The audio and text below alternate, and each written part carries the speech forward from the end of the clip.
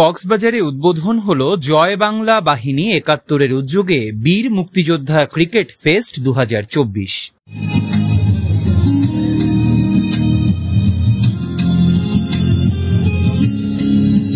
শনিবার বিকেলে বাহারছড়া মুক্তিযোদ্ধা মাঠে এই খেলার উদ্বোধন করেন জেলা প্রশাসক মোহাম্মদ শাহিন ইমরান।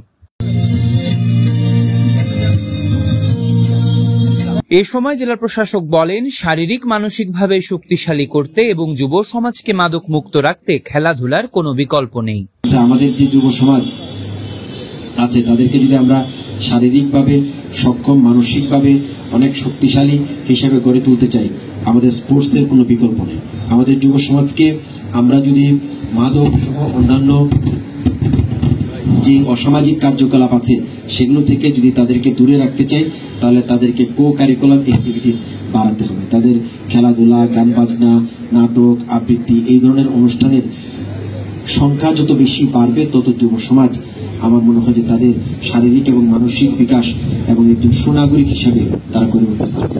আয়োজক কমিটির আহ্বায়ক সাখাওয়াত হোসেন চৌধুরীর সভাপতিত্বে মুক্তিযোদ্ধা সংসদ কমান্ড জেলা শাখার সহ সভাপতি সাইফুদ্দিন খালেদের সঞ্চালনায় বিশেষ অতিথি ছিলেন অতিরিক্ত police super traffic Jasim Uddin Chowdhury. এ সময় বীর মুক্তিযোদ্ধা কামাল হোসেন চৌধুরী, নাসির আহমেদ চৌধুরী, মাসুদ কুতুবী, সিরাজুল ইসলাম, মুক্তিযোদ্ধা সংসদ সন্তান কমান্ডের সভাপতি মুস্তফা কামাল সহ জেলার বিভিন্ন ক্লাব ও ক্রিকেট সংশ্লিষ্ট ব্যক্তিরা উপস্থিত ছিলেন।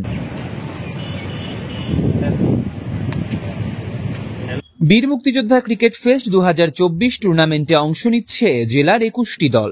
কক্সবাজার ক্রিকেটার্স ফোরামের পরিচালনায় এই ক্রিকেট ফেস্টে মিডিয়া পার্টনার টিটিএন।